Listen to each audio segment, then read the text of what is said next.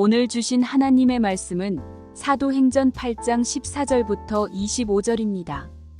예루살렘에 있는 사도들이 사마리아도 하나님의 말씀을 받았다 함을 듣고 베드로와 요한을 보내매 그들이 내려가서 그들을 위하여 성령 받기를 기도하니 이는 아직 한 사람에게도 성령 내리신 일이 없고 오직 주 예수의 이름으로 세례만 받을 뿐이더라.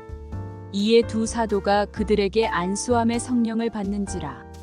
시몬이 사도들의 안수로 성령 받는 것을 보고 돈을 들여 이르되 이 권능을 내게도 주어 누구든지 내가 안수하는 사람은 성령을 받게 하여 주소서 하니 베드로가 이르되 내가 하나님의 선물을 돈 주고 살 줄로 생각하였으니 내 은과 내가 함께 망할지어다. 하나님 앞에서 내 마음이 바르지 못하니 이 도에는 내가 관계도 없고 분깃될 것도 없느니라.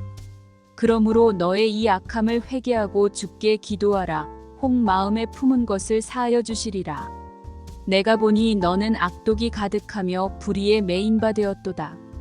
시몬이 대답하여 이르되 나를 위하여 주께 기도하여 말한 것이 하나도 내게 임하지 않게 하소서 하니라.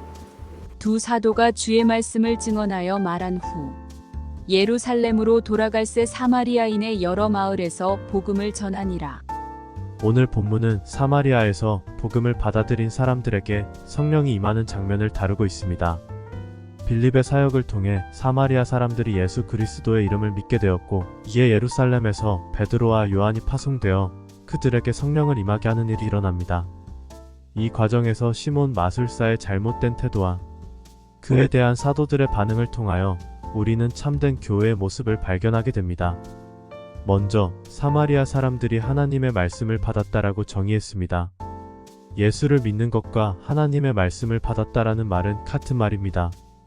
알고 있는 사실인데도 불구하고 이건 매우 중요한 명제입니다. 예수를 믿는다는 것은 곧 말씀대로 행하며 삶 속의 열매가 맺힌다는 말입니다. 오늘날 그리스도인들이 힘을 잃은 이유는 예수를 믿는 것과 말씀대로 사는 것이 다르기 때문입니다. 그런데 사마리아 사람들은 예수 믿고 변화된 삶으로 인해 하나님의 말씀을 받았다라고 한 것입니다. 둘째, 변화된 사도들의 모습이 교회에 큰 감동을 줍니다. 유대인들은 사마리아인을 취급하여 먼 길을 돌아가는 한이 있더라도 사마리아 땅으로는 절대 들어가지 않습니다. 제자들도 과거에는 지나가기조차 꺼려했습니다. 그런데 이제는 복음 안에서 한 형제요, 자매로 받아들였습니다. 그들과 함께 머무는 것도 심지어 손까지 얹어 안수하는 모습까지. 이것은 엄청난 변화입니다. 이것이 진정한 교회의 모습입니다. 현대 많은 교회 안에는 조금만 마음에 들지 않아도 서로 말도 하지 않으려고 하고 심하면 인사조차도 하지 않고 지나쳐갑니다. 너무나 가슴이 아픈 현실입니다. 여러분이 꿈꾸는 교회는 어떤 모습입니까? 마지막으로 진실한 신앙이 아니면 하나님의 은혜에 동참할 수 없습니다. 마술사 시몬을 향해 베드로는 마음이 바르지 못하다라고 책망합니다. 여러분, 교회에 다니는 것도 중요합니다. 그러나 더욱 중요한 것은 바른 신앙관과 태도를 가져야 합니다. 시몬은 베드로가 안수할 때 성령이 임하시는 모습을 보고 돈으로 은사를 사려고 했습니다.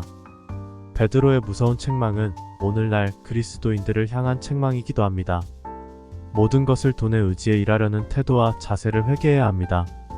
사랑하는 성도 여러분, 성령의 선물은 하나님께서 주시는 은혜로 우리의 노력이 아닌 하나님의 주권적인 역사입니다. 우리는 성령의 임재를 간구할 때 올바른 마음과 동기로 하나님께 나아가야 합니다. 하나님의 은혜를 거래하려는 생각을 버리고 그분의 뜻에 순종하며 성령의 능력을 통해 하나님의 영광을 드러내는 삶을 살아가기를 소망합니다. 담임 목사 김종현 목사였습니다.